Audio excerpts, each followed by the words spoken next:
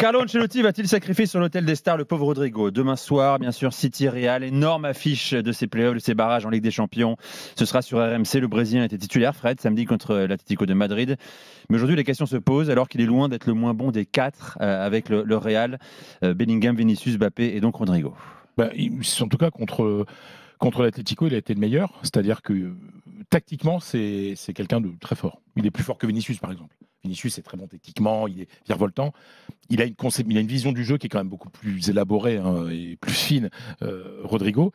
La question se pose parce que il y a eu un coup de gueule de Carlo Ancelotti à la mi-temps du match contre l'Atlético. Pas contre la défense, parce que malgré toutes les blessures, etc., ça tient plutôt le coup. Et on se retrouve avec un Ancelotti qui a gueulé à la mi-temps. C'est le journal Marca, l'ami José Félix Díaz, qui révèle ça aujourd'hui. Parce qu'en fait, il n'y avait pas de véritable coordination entre les quatre. C'est-à-dire que chacun jouait son petit match de son côté. Étonnamment, le côté gauche était déserté, parce que Vinicius, qui avait ce côté gauche, recevait pas assez de balles, donc il repiquait beaucoup dans le centre. On a un Bellingham qui est très très offensif. D'ailleurs, sur le but d'Mbappé, celui qui reprend la balle, qui est le plus proche du gardien, c'est Bellingham. Et c'est Kylian Mbappé qui reprend, mais qui est derrière. Donc la question se pose, parce que quoi qu'on en dise, quoi que puisse dire l'ami Julien, ils ne sont pas rassurés d'aller jouer à City. Je veux dire, ils sont bien concentrés sur le fait que ça peut être un mauvais coup. Et avec des joueurs de telle qualité, tu ne sais pas ce qui peut se passer sur le match. Surtout, Lucas Vazquez est encore blessé, donc ça va être une défense totalement... Donc sans Lucas Vazquez, Carvajal, on le savait, Militao, Rudiger, Alaba. On parlera de Tchouaméni également dans un instant. Donc la question, c'est de savoir, il faut que les mecs défendent. Il faut que les mecs de devant défendent. Ou alors, dans ce cas-là, on en sacrifie un et on rajoute un milieu de terrain. Le problème, c'est que la blessure de Lucas Vazquez fait que, normalement, c'est Valverde qui va jouer latéral droit. Donc, ça laisse moins de marge de manœuvre de Carlo Ancelotti. De choix aussi. De choix, voilà. Après, tu as Modric, tu as Camavinga, tu as Ceballos. La solution, a priori, c'est de faire reculer Bellingham comme il jouait... Comme il jouait un petit peu plus pour l'Angleterre quand même, tu vois. Il a fait irruption au Real en étant très offensif. Il peut jouer. Aujourd'hui, quand tu vas jouer à City, alors que tu n'as pas beaucoup de choix, il ne faut pas un Bellingham en position de 9 comme il a été. Donc il n'y aura pas de sacrifice pour un élément offensif, a priori. Alors, c'est la question qui s'est posée. Ce soir, on a eu une petite réponse. C'est Rodrigo qui est en conférence de presse. Il est très très rare. Je l'ai déjà vu au Real qu'un joueur qui est en conférence de presse de Ligue des Champions la veille d'un match ne soit pas titulaire. Je l'ai déjà vu, mais c'est très très rare. Donc c'est un petit élément. En tout cas, ce qui est sûr, c'est que jouer à City comme le Real avec ces quatre-là, dans ce positionnement-là, comme ça a été fait dans le derby, c'est pas possible. C'est trop dangereux. C'est trop dangereux. Il faut que tous défendent, mais il faut que Bellingham recule parce qu'il faut aider. Il faut aider milieu de terrain pour un milieu de terrain qui lui. Tu serais surpris que Vinicius soit sur le banc demain soir ? C'est impossible. Car c'est pas le genre de Carlo en fait. Parce que quand je vois la forme du moment de Vinicius, c'est un homme qui s'agace de plus en plus. 0 but en Liga depuis novembre. Une seule passe décisive. La deuxième période, il a été meilleur. Mais la première période, il n'a pas été bon du tout. Real n'a pas été bon du tout. Ils sont tous meilleurs en seconde période. Ils sont tous meilleurs. Mais la question aujourd'hui, c'est en fait ce qui peut. Et c'est ça qui m'intéresse aussi, moi. Moi, la tactique pour la tactique, je m'en fous. Moi, j'aime bien la tactique qui a une. Comment dire ? C'est pas les grands concepts, c'est l'influence directe. Là, il faut que devant, ça se réorganise parce que le derrière est faible. La défense est ultra faible à cause de toutes ces blessures. Donc il faut que les mecs de devant aident le milieu de terrain. Que Vinicius fera le boulot ? C'est difficile à croire. Moi, je pense que la clé, c'est Bellingham. La clé, c'est Bellingham. Qu'il retrouve, c'est ce qu'il faisait avec la sélection anglaise. Tu voulais réagir ? Oui, moi, je pense qu'il va mettre Rodrigo sur le banc et qu'il va rajouter un milieu de terrain et que Bellingham jouera dans une position un petit peu. C'est absolument injuste. Pour beaucoup de supporters du Real qui nous écoutent. Rodrigo sur le banc, c'est absolument injuste. C'est l'un des meilleurs éléments offensifs du Real. Moi, je pense que Rodrigo va jouer, mais que Bellingham va reculer. Et qu'il va porter main forte au milieu de terrain. Qui lui-même devra être très présent pour la défense. C'est très dangereux pour un match comme ça, moi. Mais non, mais Bellingham, est-ce qu'il sait encore jouer comme ça ? Oui, bien sûr, il peut. Il a un volume de course qui est tellement extraordinaire qu'il peut jouer partout et faire le travail. Mais pour moi, cette équipe qui est fragile défensivement, tu l'as dit, qui est souvent très déséquilibrée dans les gros matchs, de jouer avec les quatre fantastiques, si tu veux, pour un match comme ça, j'irai pas. Léo est avec nous, 32-16, supporter du Real. Salut Léo. Bonsoir Nico, bonsoir Polo. Bienvenue sur RMC, avec les drôles de dames. Tout le monde, en fait. Bon, toi, sacrifier Rodrigo, ce serait un scandale demain soir ? Ah, mais pour moi, la question d'un potentiel sacrifice face à City, c'est un non catégorique. Parce que là, on parle pour moi du meilleur offensif du côté du Real. Même si Mbappé marque plus, qu'il est en très grande forme. Rodrigo, c'est plus que les stats, en fait. Pour moi, c'est dans ce qu'il va montrer, dans sa capacité à éliminer son vis-à-vis, que ce soit sur le côté gauche, sur le côté droit, son altruisme également, son intelligence dans ses prises de décision. Et aussi, il joue toujours juste, je trouve, toujours pour l'équipe. Et c'est exactement ce qui peut manquer dans l'attaque du Real, des fois trop porté sur l'individualisme avec Vinicius ou encore Mbappé. Alors après, oui, le débat il existe également parce que il y a le déséquilibre qu'on observe à chaque fois que les quatre ils sont alignés devant. Mais oui, je suis d'accord avec Fred sur le fait que Bellingham ça va être la clé. C'est à lui d'être pertinent dans son placement et de fournir l'apport défensif nécessaire parce qu'on a tendance à le voir gêner quelquefois Mbappé, Vinicius ou encore Rodrigo à se projeter comme il le faisait l'année dernière quand il était en position de faux numéro 9. Et je comprends Julien qui pense, qui juge que Rodrigo doit être mis sur le banc, mais pour moi le message envoyé serait terrible parce que t'es notre meilleur élément offensif, mais pour un match décisif de Ligue des Champions, t'es pas titulaire. Pour moi, mais Léo, il n'est pas décisif justement ce match-là. C'est le match aller. Si c'était le match retour, tu vois. Et que tu vas faire une pour un match aller, en plus tu vas à City, joue la safe en fait. Tu vois, vas-y, tu mets Rodrigo sur le banc, en plus il va pas faire une scène. Si tu as besoin de le faire entrer en jeu, tu le fais entrer en jeu et tu peux te permettre d'être sûrement plus équilibré et plus organisé structurellement, tactiquement que si tu avais les quatre fantastiques. Moi, je profite de la présence de Julien là, à 1 mètre. T'imagines dans ma vie, j'ai Julien Laurence à 1 mètre de moi. Ne faites pas trop les gars. Il y a quelque chose qui commence à inquiéter en Espagne, c'est l'attitude de Bellingham. Et je crois que Polo en parlait avant. Il avait bien caché son jeu. Là, il a des réactions à la Vinicius. Déjà, hein. On a parlé. Tu vois, Polo, on avait parlé quand il était en Allemagne. Toi, tu nous en parlais pendant l'Euro, par exemple. Exactement. Il y a 2-3 moments, c'est pas le mec gentil qu'on avait vu au début, etc. Là, il a des réactions un petit peu. Des réactions à la Vinicius, c'est-à-dire d'énervement. Oui, c'est aussi un leader dans le vestiaire du Real. Quoi. Non, mais je veux dire par rapport aux adversaires, etc. C'est-à-dire qu'il entre. Mais Mbappé entre pas dans les bataillitas, dans les petites guerres comme ça. Là. Bellingham, on le sent parfois qu'il sort un petit peu de son match. C'est un peu la princesse qu'on n'a pas le droit de toucher, quoi. Tu vois, il y a un peu. Il y a un peu de ça. Et puis je pense qu'il a envie d'être un leader. Je pense que ça lui tient à cœur. Je pense qu'il est très émotif dans son jeu parfois. C'est ça. Tu vois, ce qu'on voyait pas tant au début. Et il donne beaucoup, il y a beaucoup d'efforts, il y a beaucoup de courses. On l'a vu en seconde période samedi encore. Il a été bon. Il a été très bon. Hein. C'est celui qui réveille tout le monde.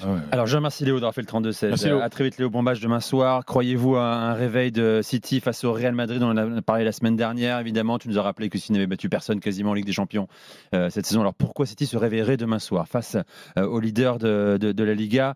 City a franchi la première étape d'un calendrier fou. C'était pas la plus compliquée. Leyton Orient Championship. Ligue 1, 4e division anglaise, victoire de Buzyn. C'était mieux ou c'est toujours aussi moche, Julien? C'était très vilain, j'ai trouvé. Guardiola a dû faire entrer Bernardo Silva et De Bruyne et Foden en fin de match. Ils menaient 2-1, ils ont joué à garder le ballon près du poteau de corner pour pas le perdre. Ils ont pris un but incroyable d'un jeune joueur prêté par Tottenham à Leyton Orient sur un lob de 45 mètres extraordinaire. Donc ils ont été menés par encore une fois un but fantastique. Mais après, dans la réaction, il n'y a rien. Il marque un but chanceux qui est d'une frappe déviée par les fesses de Kusanov, qui avait déjà rien à faire là, à part le fait qu'il était sur un corner. Et puis après, il y a une passe géniale de Grealish, une finition de De Bruyne où le gardien doit peut-être faire un petit peu mieux pour Leyton Orient. Mais sinon, il n'y a encore aucune certitude dans le jeu.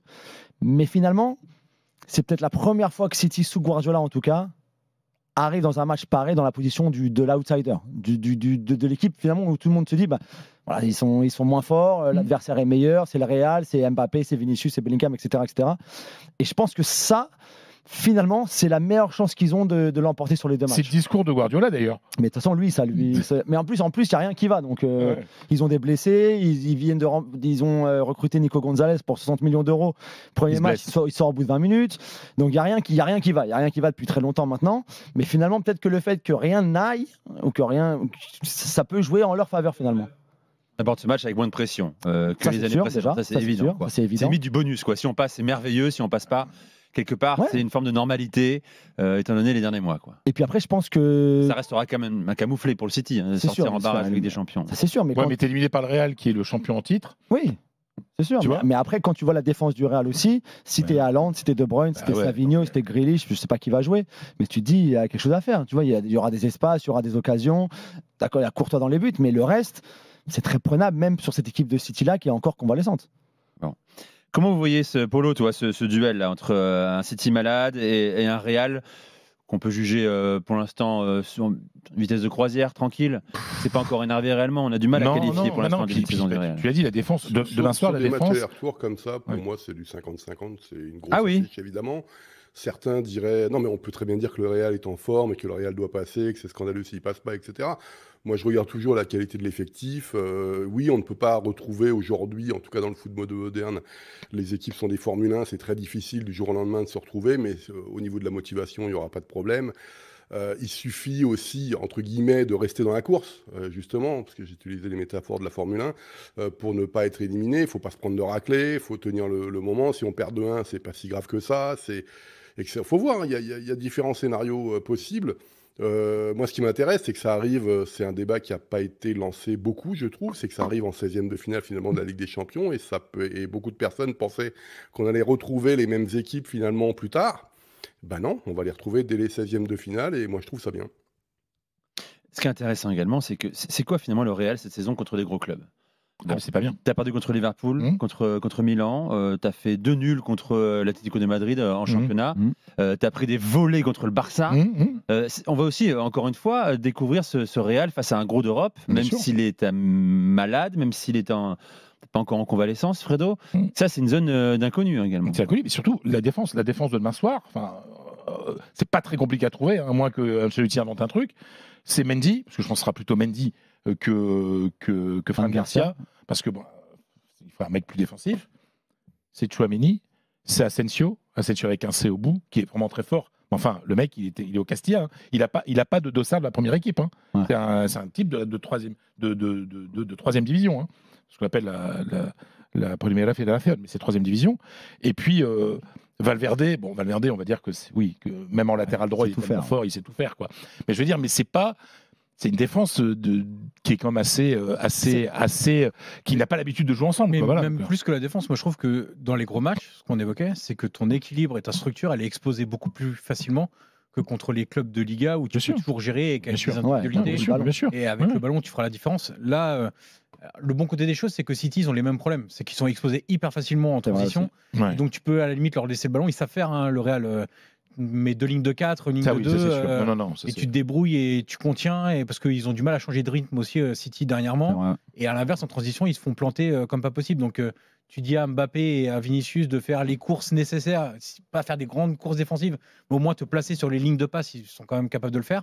Et derrière, tu traces super vite. On l'a vu contre l'Atlético. Hein. Vinicius, combien de ballons il récupère et il fonce comme un malade mental. Donc ils sont capables de le faire. Mais moi, je trouve vraiment... Et je suis étonné que sur le mercato d'hiver, ils aient fait aucune réparation à ce niveau-là. C'est que la structure, globalement, contre chaque gros, elle a explosé. Non, c'est donc à aucun moment tu as corrigé ça. Guardiola et City, c'est pour ça qu'ils sentent le coup, eux. Et je pense que le manque d'intensité du Real, le manque de pressing du Real aussi, qui va pas aller chercher City, alors que cette City-là, elle est convalescente. C'est ça aussi qui peut faire la différence. Ce Real, il est leader de la Liga.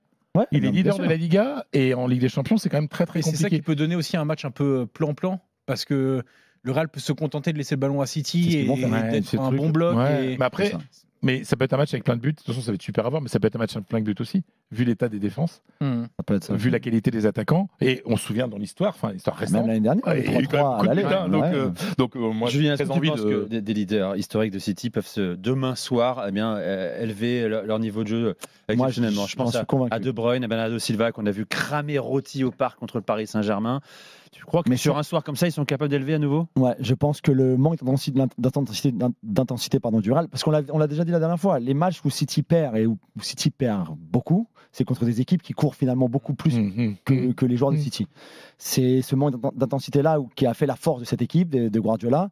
C'est un problème cette saison. C'est un problème parce qu'ils sont plus vieux, parce qu'il y a eu des problèmes de blessures, parce que Même les joueurs plus jeunes ont du mal à élever leur niveau aussi. Mais je pense que sur ces 2 matchs-là, et en tout cas surtout pour le match de demain, je pense qu'ils sont capables vraiment d'élever le niveau de jeu. Et je pense que l'intensité sera la clé ici, parce que cette équipe de City, elle sait quand même encore bien faire bouger le ballon et qu'elle a encore quand même des beaux restes de ce qu'elle a fait par le passé. Et c'est pour ça que moi je crois vraiment que cette équipe de City-là peut éliminer le Real. Bon, coup d'envoi demain 21h, on sera là bien sûr pour le vivre en direct sur RMC. Il y a encore une relance, Fredo, sur le chat de la chaîne YouTube. Kamavinga ou Modric, Kamavinga qui est revenu ce week-end. Mauvais. Il n'est pas prêt. Mais est-ce qu'il est prêt pour un tel choc? Mais moi, de toute façon, là, vu le milieu de terrain, je pense qu'il va jouer avec Kamavinga, avec Modric et avec Ceballos. Bon, réponse demain soir à 20h pour l'annonce des décompositions.